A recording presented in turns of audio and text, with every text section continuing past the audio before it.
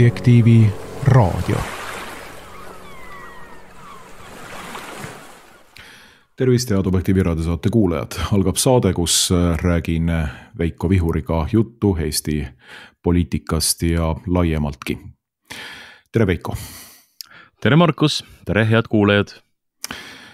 Meil on pikalt laialt räägitud sellest, et teostatud on valitsuse vahetus ja Kristen Michal on rääkinud praegusest valitsusest, mis erinevalt eelmisest tema valitsusest nagu öö päevast või päev ööst. Kui me vaatame aga Vabariigi Valitsuse ametlikku kodulehte valitsus.ee, siis saame teada, et Vabariigi Valitsuse 54. koosseis jätkab, ehk teiste sõnadega vahetunud ei ole mitte midagi, vahetunud on ainult mõned ministrid ning üks erakond on valitsusest ja valitsusvastutusest minema visatud, nimelt sotsialistid. Ehk Kristen Michali 54. Vabariigi Valitsus jätkab. No miks siis räägitakse meile mingisugusest suurest muutusest ja öö ja päeva dihotoomiast, sellest me siin saates räägime ja tõstame esile ka mõningaid ministrikandidaate, kes on juba praegusekski leidnud kommenteerimist Eestis. Aga Veiko, sinule sõnajärg. No ja, paar nädalat tagasi me kommenteerisime toonast seisu ehk siis seda, et sotsialistid visati koalitsioonist välja ja anti teada, et edaspidi jätkavad valitsuses Reformierakond ja Eesti 200, tema väiksem partner. Ja tänaseks on siis tõepoolest ka uued ministrid paika pandud. Aga valitsuse järjekorra number, nagu sa väga õigesti ütlesid, on täpselt sama. See sama number, mis pandi uuele valitsuskoosseisule möödunud aasta suvel, siis kui Kristen Michal sai peaministriks ja pani oma esimese valitsuse kokku, et tehniliselt või formaalselt see sama valitsus jätkab. Ja selle juurde nüüd räägitakse Eesti avalikkusel juttu, et tegemist on täiesti uue valitsusega ja täiesti uue poliitilise kursiga. Nüüd on parempoolne valitsus, mis hakkab ajama parempoolset poliitikat ja tõepoolest, nagu Michal väljendus, see erineb eelmisest valitsusest ehk siis sellest samast Michali valitsusest kui päev ööst. Ma eeldan seda, et enne oli öö ja praegu on siis päev Michali loogika kohaselt, et nüüd algab nagu see tõeline päev. Ja kui me nüüd mõtleme tagasi, et millal Reformierakond uuesti sai võimu juurde, see oli 21. aasta jaanuaris, kui kukutati Jüri Ratase teine valitsus, EKRE ja Isamaa lendasid opositsiooni, see oli veel eelmises Riigikogu koosseisus, ametisse astus Kaja Kallas, tollane Reformierakonna juht ja siis see valitsus, mille tollane president Kersti Kaljulaid nimetas ametisse päikesetõusul ehk siis sellisel talvehommikul, et seda ristiti siis meedia poolt päikesetõusu valitsuseks, mis siis pidi viitama ka sellele, et nüüd on öö läbi saanud ja selline liberaalne päev, liberaalne päike on hakanud särama uue valitsusega. Ja nüüd täpselt sama trikk, ainult et nüüd ei tehta seda siis konservatiivide suhtes või rahvuslaste suhtes, vaid oma endiste koalitsioonipartnerite suhtes, sotside suhtes, kellest nüüd distantseerutakse. Ja loomulikult ei ole meil tegemist mingisuguse uue valitsusega, isegi kui nad võivad teha uue koalitsioonilepingu ja midagi veel seal ära muuta. Aga tegemist on täpselt selle sama Reformierakonnaga, täpselt selle sama Eesti 200-ga, täpselt selle sama valitsusega, milles on lihtsalt mõned ministrikohad ringi mängitud ja jätkatakse siis nägu tehes nagu kõik see eelnev, mis on valijates ja ühiskonnas tervikuna kutsunud esile sellise tohutu pettumuse, et see nagu ei olekski nagu nende vastutusel üldse. Et siis ma arvan, et selle küsimuse juurde me peame natukene, selle juures me peame natukene peatuma ja ka meie kuulajad ja ka Eesti inimesed peaksid natukene nüüd mõtlema, et mida meile praegu tahetakse öelda, et nüüd on uus valitsus ja uus päev on nagu alanud ja öö on otsa saanud. Et tegelikult Reformierakond oli ju see, kes võitis valimised valetades. Loomulikult võis seal olla ka valimispettust ja igasuguseid muid asju, aga täiesti selgelt öeldi valijatele välja maksupoliitika osas, et mingit maksude tõusmist ei ole, lugege seda huultelt ja pärast siis tehti kõike täpselt vastupidi, mida lubati ja sellega seoses kaotati ka valijate usaldus. Ja nüüd, kui juba pikka aega on Reformierakonna reiting olnud üsnagi madal, ei ole enam 30% kanti, nagu ta valimiste ajal oli, või isegi üle selle, on alla 20%, isegi siin ühel nädalal oli Norstati küsitluse kohaselt lausa 13%, ka seda minu meelest liiga palju, arvestades nende tegusid, aga noh, ütleme Reformierakonna enda sellise enesekuvandi jaoks on see kindlasti väga, väga mõru pill alla neelata, et nende reiting on pikka aega olnud väga madal nende oma tegevuse tulemusena. Kellega siis kõik need otsused vastu võeti, et see ei olnud ju mingi sotsialistide poolt välja pressitud asi. Tõepoolest, kui korra veel mõelda tagasi sinna valimiste järgsesse olukorda 23. aasta kevadel, siis see nüüd oli tõesti pigemini sotside ja Eesti 200 surve, et ümber defineerida abielu institutsioon, kasutades seda ajaloolist võimalust, et näed, meie saime nüüd võimule, meil on hääled koos, me saame selle asja läbi suruda. Reformierakond tegelikult tuli selle ideega kuuldavasti, mitte nii-öelda väga entusiastlikult kaasa, sest Reformierakonna enda leeris oli ka neid inimesi, kes seda abielu ümber defineerimist ei toetanud, küll aga nende lubadus oli kooseluseaduse rakendusaktide läbisurumine või lõpule viimine. Aga nad tulid siis koalitsioonipartneritele tõepoolest vastu selles küsimuses ja vastutasuks tõenäoliselt pandi siis sotsid ja ka Eesti 200 nõustuma Reformierakonna maksutõusude plaaniga. Mida ma tahan öelda on see, et tegelikult see maksutõusude poliitika on ju Reformierakonna poliitika olnud kogu aeg. Loomulikult ka sotsid sellise vasakpoolse erakonnana, neile meeldib korjata inimestelt makse kokku, tegeleda rahva riisumisega, sellest me rääkisime eelmises saates, luua riigis selline paks sotsiaaltädi, kes kasutab rahva ressursse, kes korraldab, valitseb, jagab, annab kiitust, annab laitust, täpselt nii, nagu tema seda õigeks peab. Et see on jah, selline sotside poliitiline mudel olnud kogu aeg ja käekiri, aga see on ka Reformierakonna käekiri olnud kogu aeg. Et selles mõttes, kui nüüd Kristen Michal ütleb, et meil on kõik saanud uueks, valitsus on uueks saanud, peaminister, ka nagu uuesti ümber sündinud mees, et ei ole enam see sama Kristen Michal, kes eelmisel suvel ametisse astus, et tema nüüd on valgust näinud ja meil on nüüd parempoolne poliitika varasema, ma ei tea, vasakpoolse poliitika asemel. Et siis tegelikult me peame kõik aru saama sellest, et see on puhas suhtekorralduslik jutt või propagandistlik jutt, et siin ei ole mitte midagi sellist, mis oleks tegelikult nii, mis oleks ka päriselt mõeldud nii, vaid see on puhtalt oma reitingu tõstmiseks. Ja isegi mitte nüüd nädala või kuu reitingut silmas pidades, vaid see on ikkagi suunatud ju tänavu sügisel toimuvatele kohalikele valimistele ja siis 2 aasta pärast toimuvatele Riigikogu valimistele.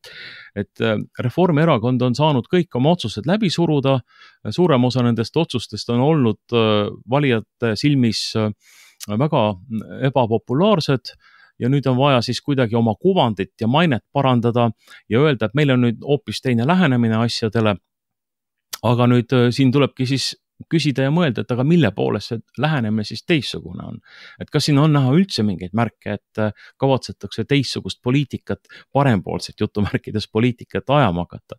Et nii palju kui mina tean, siis ära jäetakse mingisugune väiksem maksutõus, mis oli plaanis, aga mida nüüd ei kehtestata, aga kõik need muud maksutõusud, mis varem vastu võeti, need ju on endiselt jõus ka vist, ma saan aru, 1. juulist või sellel aastal siin veel täiendavalt rakenduvad need maksutõusud, mis on juba varem vastu võetud.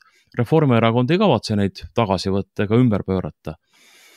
Ja ka muudes asjades ei kavatse Reformierakond midagi muuta, näiteks ka selles abielu küsimuses, et võiks ju teha sammu tagasi ja öelda, et jah, me ajasime pilli lõhki, me vihastasime väga suure osa konservatiivsest valijaskonnast ja elanikkonnast välja sellega, et me surusime neile nii-öelda kurgust alla selle homoabielu, mis ei olnud ühiskondlik kokkulepe.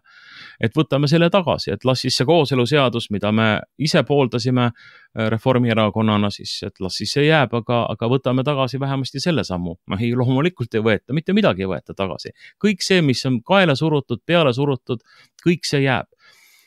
Jah, nii palju on ka veel juttu olnud, et me natukene seda bürokraatiat kärbime, et liiga palju aruandeid on ettevõtjatel, nüüd tuleks ikka natukene näoga seal ettevõtjate poole vaadata ja midagi seal, mingeid aruandeid nagu vähendada ja kuskilt oli nüüd siin, ma ei mäleta enam isegi, kes seda ütles. Seda ütles noor poliitik Terras, kellest on ka minister saanud siis uues jutumärkides, uues valitsuses, selle sama valitsuse uues koosseisus. Et tuleks ikka nüüd kõik need Brüsselist tulnud direktiivid uuesti läbi vaadata, et neid on umbes 300. Et kas äkki on meie ametnikud nad üle võtnud nii, et on midagi juurde keevitatud. Et äkki tuleks seal miinimumnõuetega piirduda. Ja ühesõnaga, ma tahan öelda oma jutuga seda, et mitte mingit uut kurssi me ei näe. Vana poliitikat, mis olevat siis võrreldud nagu ööga ja millest tuleb siis nagu nüüd vastu minna päevavalgusele, et seda ei muudeta, tagasi ei pöörata, mitte midagi ei tehta, vaid meile lihtsalt tuimalt naeratades, muiates öeldakse, et et nüüd me oleme uued inimesed ja teeme teile nagu paremaks seda elu ja oli mis oli ja et tegelikult on see ju lihtsalt nahaalne suhtumine valijatesse, see on järjekordne valijate petmine sellise suhtekorraldusliku nõksuga, et nüüd on nagu valitsus uueks saanud. Aga annan sulle sõna järje tagasi. Nojah, ma ütleks seda, et kui siin räägitakse uuest valitsusest, siis see ei ole lihtsalt mitte propagandistlik ja suhtekorralduslik jutt, vaid see on lihtsalt kõige ehtsam vale. Et valetatakse inimestele näkku, nagu oleks tegu uue valitsusega. Loomulikult ei ole tegu isegi formaalselt uue valitsusega, nagu me siin saate alguses ütlesime, vaid Vabariigi Valitsuse 54. koosseis jätkab, on lihtsalt vahetatud välja ministreid. Aga ma olen kuskil mujal ka seda kommenteerinud ja minu arvates see on see, mida tegelikult selline revolutsiooniteooria annab kirjeldada, et on vaja kehtestada mitmekäiguline revolutsioon. Et kui on ühes etapis kiirustatud, siis võib juhtuda, et see rong läheb lõhki või ühiskond rebeneb liialt lõhki ja seda revolutsioon ei taha, et Kaja Kallase valitsus, mis peale valimisi tuli, mis kehtestas nii-öelda homoabielu ja algatas tohutu maksuralli Eesti ettevõtjate ja inimeste toimetuleku hävitamiseks, kappas ja galopeeris edasi rohepöörde ideoloogiaga ja tuulikutega ja kõikide teistega, siis on saanud selgeks, et nüüd on vaja panna nagu teine käik peale, et siin lükati maksimumkiirusega kõik läbi, mida vähegi saadi, aga siis see sama revolutsiooniteooria ütleb meile, et nüüd see sama revolutsiooniline liikumine loomulikult võtab hetkeks maha selle kiiruse, vahetab käiku, liigub edasi natukene aeglasemalt, sellepärast et olulised asjad on juba saavutatud. Ehk maksud on tõusnud, abielu on rüvetatud ja rohepööret edendatakse, et mingid asjad on ühiskonnas juba kiiruga läbi surutud. Ja nüüd on aeg võtta rahulikult käik maha, sammuda edasi, aga natukene aeglasemas tempos.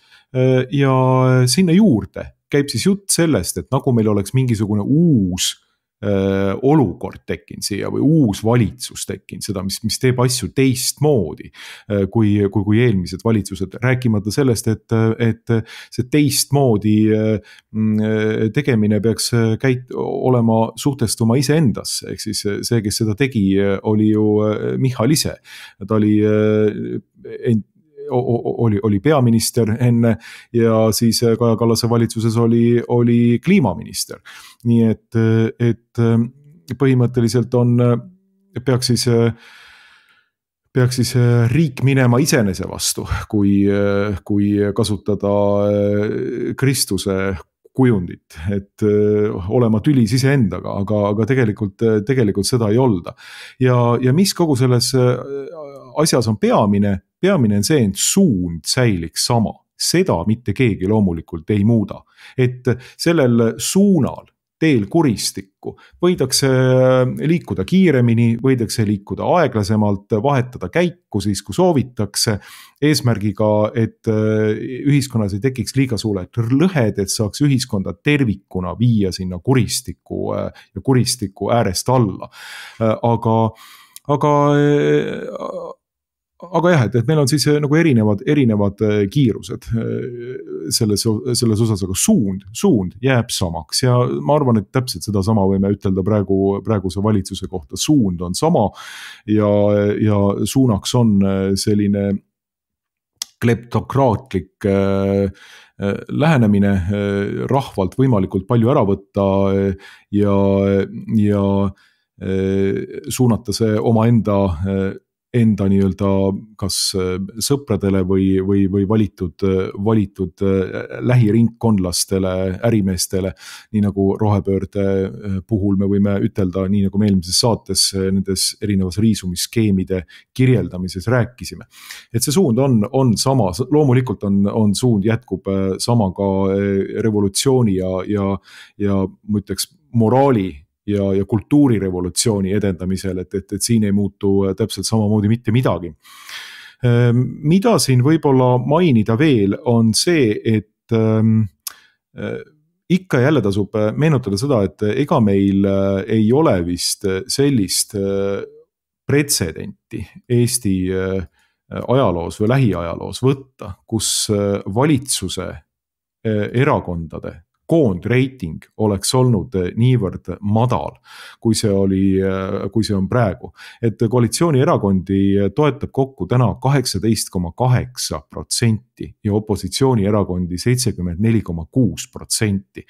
Need on siis käesoleva nädala Norstati ja Ühiskonnauuringute Instituudi poolt teostatud küsitluse tulemused. Ja üheks huvitavaks aspektiks on ka see, et tõsi, Reformierakonna reiting on siin kõikunud madalseisus, aga E200 on ikkagi teinud ja püstitanud täiesti uue madallennu rekordi. Et tänaseks toetab seda erakonda 2% Eesti valijatest. Ja tegelikult me võiksime arutada ka selle üle, et kuidas meil on ikkagi siin praegu tekkinud süsteem, kus erakond, poliitiline jõud, poliitiline ideoloogia, seltskond, kes on jõudnud võimule, on põhimõtteliselt jõudnud võimule valetades, oma positsiooni ära kasutades, tekitades sinna eesotsa selliseid isikuid nagu Johanna-Maria Lehtme, kes võttis üle 5000 hääle, peaaegu 6000 häält, kuna ta oli saanud Eesti Vabariigilt peaaegu kõik võimalikult tunnustused, mida üleüldse võis saada, alates presidendi aasta inimesest, lõpetades meediaväljaannete aasta naise ja aasta inimesena. Neid tunnustusi oli sadastele kaela robinal. Ja mis siis juhtus, et kui tegelikult osutus Maria Johanna Lehtme nendel andmetel, mis meil on, kõige lihtsamaks vargaks, kes võttis ära Ukrainale annetatud rahasid. Nii, et see on juba tegelikult valijate äralollitamine, valijate ja Eesti ühiskonna terviku eksitamine loomulikult. Ja sellega purjetati paljuski Riigikokku ja tänaseks on jõutud 2% juurde. Ja mina jällegi ei mäleta Eesti lähiajaloos sellist olukorda, et kus on ikkagi saavutatud Riigikogus hea tulemus, aga paari aasta pärast jõutud olukorda, kus on mitte lihtsalt valimiskünnise paremale või pahemale poole jõutud, vaid ikkagi põhimõtteliselt tänane Eesti 200 toetus läheneb nullile. Ja sellest hoolimata mitte lihtsalt ei istuta Riigikogus, vaid jagatakse juba mitmendat aastat valitsusvastutust ja vastupidi, on saadud hiljuti ka veel ministreid juurde. Et siin me näeme nüüd midagi, et Eesti poliitilises süsteemis on midagi tõsiselt katki. Ehk siis puudub igasugune tagasisidestatuse mehhanism üldse, et inimesi ja erakondi, kes on kaotanud rahva usalduse, võiks tagasi kutsuda, et seda olukorda, mis on tekitatud nendel valimistel, võiks parandama asuda erakorraliste valimistega muu seas ja muu hulgas. Et meile sellist võimalust ei ole antud, me tuleme võib-olla saate teises pooles selle teemaga, vaatame seda teemat süvitsi natukene, aga see olukord iseenesest, ma ütlen lihtsalt, et seda tasub nagu meeles pidada ja seda tasub ikkagi välja tuua, et kui siin nüüd rääkida ka mõningatest ministrikandidaatidest, no siis on ehk kõige enam pälvinud imestust regionaal- ja põllumajandusminister Hendrik Johannes Terras, Eesti 200 poliitik, kes siis on pidanud meedias põhjendama seda, et miks ta on hea varik regionaal- ja eelkõige siis põllumajandusministri kohale. Ja no need jutud, mida ta on rääkinud, on ikkagi ületavad põhimõtteliselt absurdikomöödia nagu parimaid palu, et see võiks olla sketš kuskil Eesti ETV vana-aasta õhtul. Kuidas Terras on rääkinud sellest, et ta on veetnud mitmeid suvesid oma vanaisa veterinaararsti töövarjuna, ta on osalenud lehma poegimisel, siis ta on puuriitasid ladunud mitmeid tunde, siis tal on suvilamaal ja nii edasi, et mul on raske mitte naerma pahvatada siin keset raadiosaadet, sellepärast et need kvalifikatsioonid, ma ütleksin, on ikkagi midagi absurdikomöödia valda kuuluvat.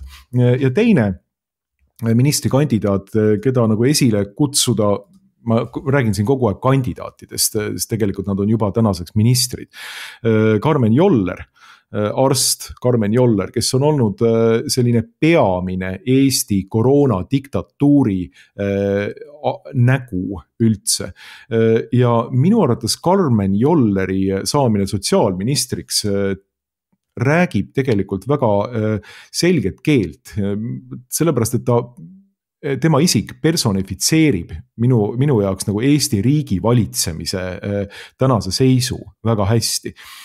Ja selleks märksõnaks, millega seda kirjeldada, on täiesti selline teflon pinnas, ehk siis mitte mingit tagasisidestatust ei aksepteerita. Mitte mingit kriitikat Eesti süsteemile, Eesti valitsemisele ei võeta arvesse. Tulgu see suurem osa rahva suust, aga seda ei võeta lihtsalt arvesse. Et Karmen Joller hiljuti siin, kui sai täis 5 aastat koroonapiirangutest, tuli välja artikliga, mis siis rääkis sellest, et 5 aasta eest tehtud Covidi apartheid oli põhimõtteliselt täiesti õige. Kõike seda, mida Eesti Vabariik tegi, seda oleks pidanud tegema veel rohkem, veel varem. See oli Karmen Jolleri õppetund sellest olukorrast. Ja see minu arvates personifitseerib nagu Eesti Vabariiki suurepäraselt. See ongi see valitsemisstiil, mis siin on aastaid ja aastaid olnud eelkõige Reformierakonna poolt teostatud. Mingit kriitikat arvesse ei võeta, selline nartsissistlik positsioon iseenda ainuõigusest, mida ei lasta mitte kellelgi küsimuse alla seada.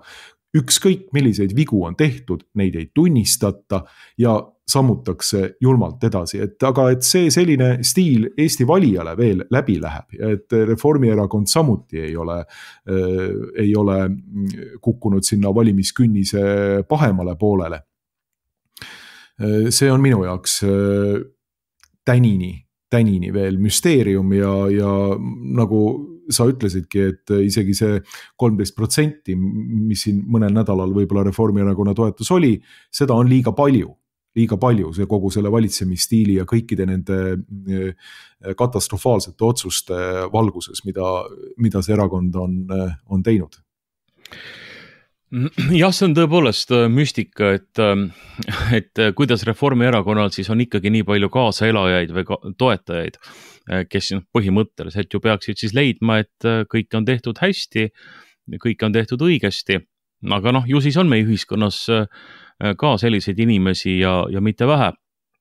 Aga jah, et kui kommenteerida seda reitingute olukorda veel, et siis ma vist sel korral, ka siis üle-eelmises saates, või kui me rääkisime sellest valitsuse remondist, mainisin seda oma mälu järgi, et Reformierakond ju tegelikult ei otsi terve ühiskonna heakskiitu. Loomulikult ta tahaks olla populaarne erakond, et kõik austaksid ja armastaksid, aga eks nad saavad aru, et tegelikult sa saad ikkagi Eesti erakonna maastikul toimetada selles sektoris, kus sa paikned ja sa pead nagu just nimelt need õiged valijad oma taha saama, kes on enam-vähem sinu kursi ja sinu programmiga ja sinu tegemistega nõus. Et mis vahepeal juhtus, oli see, et Reformierakond kaotas hästi palju valijaid, kes põhimõtteliselt on valmis valima Reformierakonda, aga kes pettusid valetamises, kes pettusid selles ette teatamata maksupoliitikas ja kellest kindlasti suur osa läks Isamaa taha. Või ma ei oska öelda, kelle taha see on ära jagunenud, eks siin on ju pildile püüavad ronida ju ka parempoolsed, võib-olla nemadki natuke osa saanud sellest Reformierakonna reitingust. Ja nüüd, mida Reformierakond taotleb, on see, et ta tahab tagasi saada oma kunagisi valijaid, kes tõsi paljuski ju koondusid Reformierakonna ümber ka 3 aastat tagasi, siis kui algas täiemahuline sõda Ukrainas, siis tegelikult ju kasvaski sellega seoses Reformierakonna toetus sinna 30 kanti ja rohkemgi veel, et ega Reformil enne ei olnud ka nii kõrget toetust, aga nüüd nad loodavad selle valimisteks, nii kohalike omavalitsuste valimisteks selle aasta sügisel, kui siis ka Riigikogu valimisteks 2 aasta pärast, loodavad selle tagasi saada, et siis kindlustada endale võimalikult tugev positsioon nii kohalikes omavalitsustes kui ka järgmises Riigikogu koosseisus. Ja see on puhtalt kogu selle manööverdamise ja suhte korraldamise ja kõige selle mõte, mida nad siis teevad. Eesti 200 tõenäoliselt on oma sellise hävinguga leppinud, nad natukene siputavad veel ja nad naudivad seda positsiooni.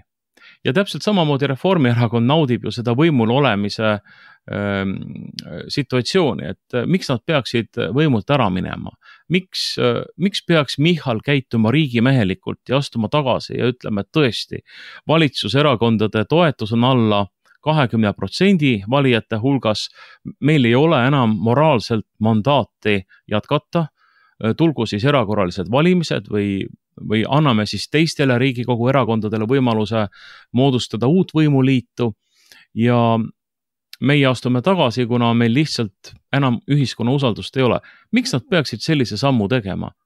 Kui võim on käes, peaministri tool ei kõigu, neil on isegi sotside koalitsioonist väljaviskamise järel 52 kohta, tõenäoliselt ka mõned aknaalused nii-öelda vabad Riigikogu liikmed tulevad mingites küsimustes Reformierakonda toetama, nii et neil puudub igasugune motivatsioon tagasi astuda, kõrvale astuda ja anda seda valitsusvastutust kellelegi teisele üle. Ja täpselt samamoodi Eesti 200 hoiab kinni sellest, mis tal veel on, sest 2 aasta pärast tal seda enam ei ole. et ja 2 aastat on poliitikas ju väga pikk aeg, et ju nad leiavad endale soojad kohad teistes erakondades ja võib-olla jätkavad siis teiste erakondade liikmetena juba pärast järgmise Riigikogu valimisi. Muideks Hendrik Terrasest ju räägitigi seda, et miks talle üldse ministri koht anti. Et sellepärast, et hoida teda Eesti 200-s. Et siis tema oma erakond pakkus ta välja ministriks, sest ta olevat siis maad kuulanud Reformierakonnas, et kas ta võiks nagu nende juurde üle tulla. Noh, mina ei tea rohkem kui need kuuldused, mis on siin meediast läbi käinud. Aga kui nüüd jällegi konkreetselt selle Terrase peale mõelda, et siis see mees oli, või noormees, kuidas siis öelda, mis ta on juba üle 30 aasta vana, ikkagi täismees, et ta oli siis paar aastat tagasi või ütleme siis 22. aasta sügisel oli ta ühe mingisuguse tõsielu saate staar. Ja kui nüüd mõelda inimese nii-öelda poliitilisele karjäärile Eesti Vabariigis, et sa oled 22. aasta sügisel tõsielu saate staar, mingi pullivend ju põhimõtteliselt, meelelahutustegelane. Ja juba paar kuud hiljem istud sa Riigikogus, oled võimuliidu saadik, koalitsiooni saadik ja läheb ainult 2 aastat ja sind võetakse valitsusse ministriks. Ja sind pannakse juhtima valdkonda, millest on sul väga hägused ettekujutused. Tõesti selles stiilis, et on näinud pealt lehma poegimist ja et on ka maal olles puuriita ladunud ja naine pidi ka Saaremaalt olema. Nii et ikkagi väga tugev puutumus maaeluga. et selles mõttes, kui me mõtleme seda, et kuidas nagu Eesti Vabariigis on võimalik selline poliitiline karjäär, see iseloomustab tegelikult ju Eesti 200 sellist poliitilist käekirja algusest peale, et nad on tahtnud olla sellised lahedad, noortepärased, kuna noored, see tähendab siis tulevikku, see on progressiivsus, anname noortele rohkem võimalust, anname noortele rohkem hääleõigust. Meenutame, kuidas siis pullivend Margus Tsahkna, kes siis küll formaalselt täidab välisministri ametikohuseid, sõitis Indiasse, ta võttis vist mingisuguse noore suunamudija kaasa ja siis lasi nagu ennast siis nii-öelda selle sotsiaalmeedia kaudu oma tegemisi seal propageerida.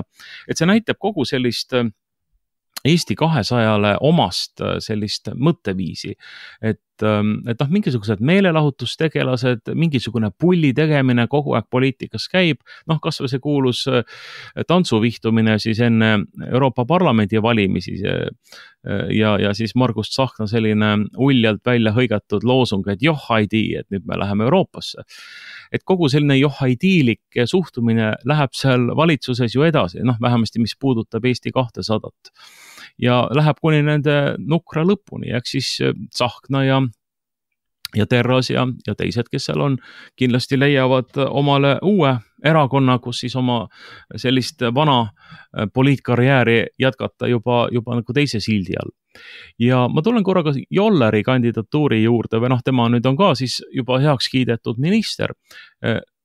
Tema puhul on ju ka täiesti selge see, et Reformierakond ei otsi mitte ühiskonnas lepitust, ühiskonnas mingit suuremat või laiemat kandepinda oma nii-öelda uuele valitsusele. Et ei, nad panevad selgelt sellise lõhestava tegelase ministriks, teades väga hästi, et osadele inimestele see käik on täiesti vastuvõetamatu, just nimelt Jolleri isik, tema selline bravuurikas, ülbe ja isegi kuri suhtumine nendesse, kes ei tahtnud alluda koroonadiktatuurile, koroona-apartheidile, nii et panna siis selline inimene ministri kohale tähendab ju seda, et me näitame siis ikkagi sellele osale ühiskonnast, kes ei olnud toona nõus, näitame ka praegu siis rusikat, et te hakkate saama.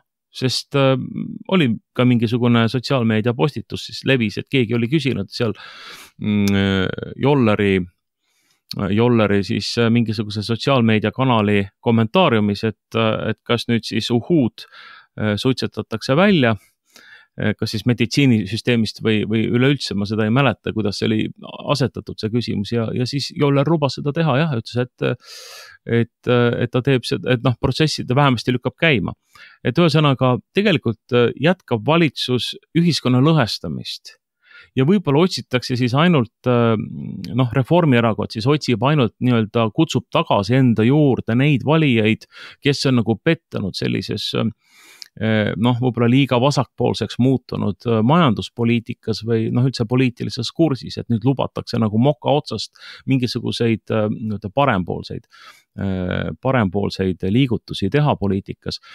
Mis muideks, ma ühte asja tahaks veel siin kommenteerida selle juures, et tegelikult noh, see ongi niimoodi, et suur osa ühiskonnast, Eesti ühiskonnast, ma ei oska mingit protsente tuua, võib-olla peaks seda uurima, inimeste väärtushoiakuid ja moraalseid hoiakuid, aga suur osa meie ühiskonnast ongi paraku omaks võtnud sellise revolutsioonilise laga moraali valdkonnas ja neid ei häiri absoluutselt see külg, mis võib-olla konservatiive tohutult häirib, et riik ja poliitilised erakonnad ajavad siis sellist kultuurirevolutsiooni asja, edendavad siin homoabielu ja võib-olla mingit soovahetust ja kogu seda woke ideoloogiat, et see neid ei häiri, et nad on pigemini häiritud sellepärast, et see nii-öelda vana hea Reformierakond kui majanduspartei ja rahanduse korda tegi, et noh, et see on nagu natukene nüüd oma juurtest eksinud, aga see moraalne laga neid absoluutselt ei häiri. Ja see muideks iseloomustab ka parempoolseid, kes ju kuulutavad ennast, et nemad noh, nii-öelda dogmaatiliselt, nad ongi parempoolse poliitika viljelejad, ka nemad esindavad sellist sotsiaalset liberaalsust, nagu Reformierakond, nagu kõik need peavooluparteid. Esindab siis sellist sotsiaalset liberaalsust, aga majanduspoliitilistes küsimustes siis tõmmatakse ette parempoolsuse silt, mida nüüd ka Reformierakond üritab uuesti kasutada ja siis nii-öelda valijate hääli välja lüpsta sellega. Nii et me peame seda ka mõistma, et tegelikult suur osa valijaskonnast kahjuks ongi omaks võtnud sellised revolutsioonilised ideed, või vähemasti ei vaidle vastu nendele, on päri, et ühiskonnas neid asju ellu viiakse ja selle tõttu on ka meie poliitiline maastik selline, nagu ta on. Ja Reformierakonna reiting võib isegi tõusma hakata selle tõttu, et ta lihtsalt suudab tegelikult mingid kunagi kaotsi läinud valijaid enda taha tagasi meelitada. No tegelikult ei ole ju Reformierakonna poliitikas ka seda viimast õlekõrt, ehk siis parempoolsed poliitikat, mida nüüd niivõrd suure hurraaga välja kuulutatakse, et parempoolne erakond, ettevõtjate sõbralik erakond teeb mida? Parempoolsed erakonnad langetavad makse ja maksukoormust. Reformierakond on viimastes valitsustes nüüd pidevalt tõstnud maksukoormust, luues uusi makse, mida ennem ei olnud, nagu automaks, tõstnud kõiki olemasolevaid makse. Ja kui nüüd Reformierakond vähegi tahaks teha parempoolset poliitikat, siis ta peaks tühistama eelmiste valitsuste maksutõusu poliitika täielikult. Ja vähemalt miinimumprogramm peaks olema see, et jõudma samale tasemele, kus me olime enne 2023. aastat, kui Kaja Kallase valitsus hakkas galopeerima oma maksutõusude ja rääkimata loomulikult sõdadega ja abielu rüvetamistega. Aga see oleks miinimum, mida teha, et saavutada see nii-öelda parempoolne tasand. Seda loomulikult mina ei usu mitte mingil viisil, et Reformierakond seda teeb, vastupidi, need maksud jäävad ju kõik jõusse. Ja suvel me alles hakkame nägema, suvel paljud neist jõustuvad need maksud, nii et millise osa meie rahakotist siis selle sama Reformierakonna, sama Michali valitsuse, Kaja Kallase valitsuste otsused meie rahakotist välja viivad. Nii et jutt parempoolsusest, ka see viimane õlekõrs, mida sa siin mainisid, ma arvan, et see ei teostu täpselt samuti, et see üritatakse mingite kosmeetiliste vahenditega seda esile kutsuda. Noh, siin on tõesti räägitud sellest ettevõtte tulumaksu kaotamisest või sellest ettevõtte tulumaksu plaani kaotamisest. Plaan oli ettevõtetele panna peale tulumaks, nüüd siis seda ei tehta. Nii, see on väike pisikene asi, aga kogu ülejäänud ühiskond ju ägab üha kasvava maksukoormuse all ja seda loomulikult ei õgvendata vähimalgi määral. Selles olukorras teatas mõttes me oleme pantvangid, sellepärast et Eestis puudub ka olemasoleva põhiseaduse järgi reaalsed võimalused ikkagi erakorralisi valimisi esile kutsuda. Ja siin vabariigi põhiseadus ütleb seda, et on ainult olemas mingid väga, väga spetsiifilised olukorrad, kus seda erakorralisi valimisi saab esile kutsuda. Esimene on see, kui 14 päeva jooksul ei ole vabariigi presidendile esitatud siis vabariigi valitsuse koosseisu, siis vabariigi president kuulutab välja erakorralised valimised, ehk siis koalitsioonierakondade enda sees on mingisugused probleemid ja valitsuse ministreid ei suudeta välja mõelda.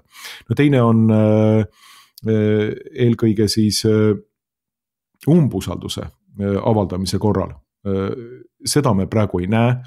Meil on selline olukord, kus Reformierakonnal ja nendel nõustun pettusega võimule saanud erakondadel on suur edumaa Riigikogus ja ükski umbusaldusavaldus läbi Riigikogus ei lähe.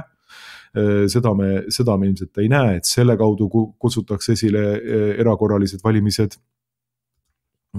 Ja kolmas on selline teoreetiline võimalus, kuidas erakorralised valimised esile kutsuda.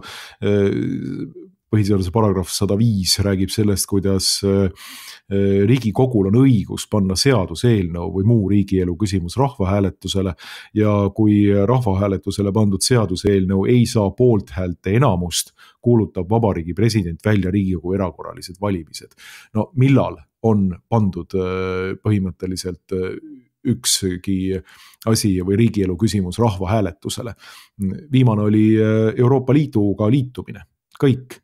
Sealt edasi me pole varsti 20 aastat või juba 20 aastat saanud ühtegi rahvahääletust. Nii et need erakorraliste valimiste esile kutsumiseks antud võimalused põhiseaduses on väga, väga ahtakesed ja peaaegu, et võimatu, et praeguse matemaatikaga need kuidagi teostuksid.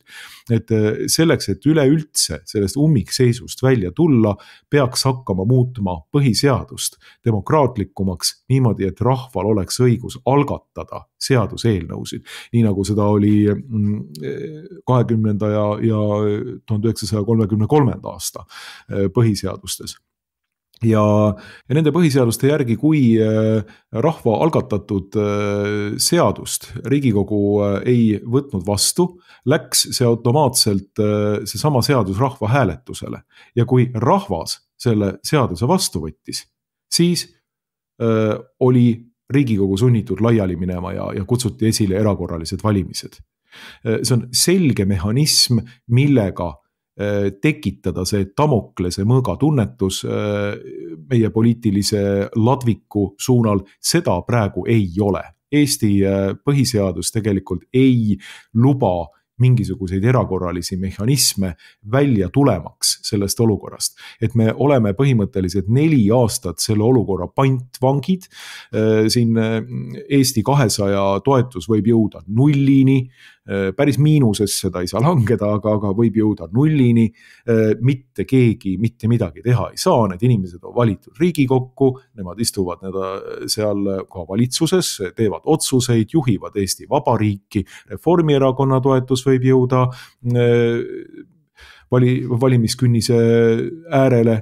Ka see ei muuda, valitsuse toetus võib olla seal, ma ei tea, 5% kokku ja 6% kokku, see ei muuda tegelikult mitte midagi. Et meil puuduvad põhiseaduslikud instrumendid erakorraliste valimiste esile kutsumiseks, et see on minu arust väga suur ja tõsine probleem Eesti ühiskonnas ja mida markantsemaks lähevad need olukorrad, nii nagu tänane valitsus meile näitab, kus tõepoolest meil on ühe kõige madalama toetusega valitsus üldse. Valitsus, mis on valetanud inimestele, tulles võimule valega, otseselt valetanud oma valijatele ja ülejäänud Eesti ühiskonnale näkku sellega, et maksud ei tõuse, kuulus lugege minu huultelt, maksud ei tõuse, Kaja Kallase oma, ja peale seda asunud galopeerima maksude tõusus.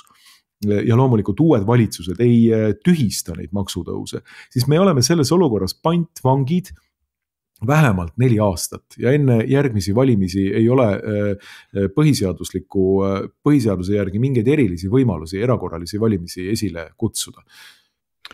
Nojah, vaat on selline ütlemine, et ei ole halba ilma heata ja võib-olla kogu selle äärmiselt halva mängu juures, mida me terve ühiskonnana nüüd siin näeme ja millal me kannatame ja paistab, et tõesti kannatame veel 2 aastat või peaaegu 2 aastat.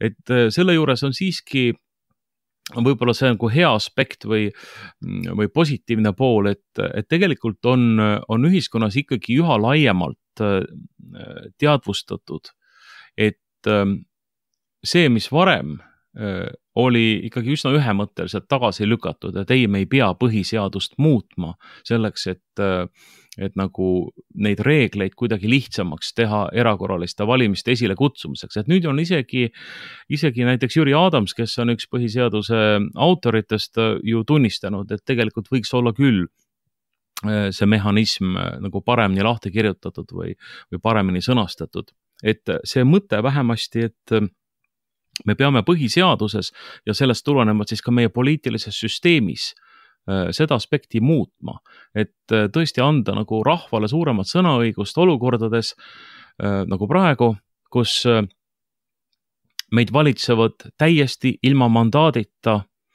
võime tõesti öelda ilma mandaadita poliitilised jõud ja viivad ellu poliitikat, millel ei ole vähimatki toetust, ütleme siis valijate enamuse hulgas, mis on täiesti ebademokraatlik. Vanades demokraatiates, lääneriikides, me ikka uudistest kuuleme ja loeme, et üks või teine valitsusjuht astub tagasi, öeldes, et enam ei ole mandaati valitseda, et formaalselt oleks võib-olla saanud veel edasi valitseda, aga et me peame vajalikuks siis uued valimised läbi viia. Et tegelikult ka Saksamaal oli just see olukord, eks ole, et Scholz oleks võinud ju kantsler olla edasi, aga lihtsalt poliitiline loogika sundis teda tagasi astuma ja erakorralistel valimistel, muidugi tema erakond sai uuesti valitsusse, aga ta ise enam kantsleriks ei saa, nii et selles osas vähemasti vanades demokraatiates saadakse sellest probleemist palju paremini aru kui meil. Et meil on selline, ma ei tea, mingi mõisamoonaka või ma ei tea, mis mõtteviis see on, et kui mina olen mingisuguse toidukoti juurde saanud, siis mina sellest enam lahti ei lase. Nui neljaks, ei lase. Mul on see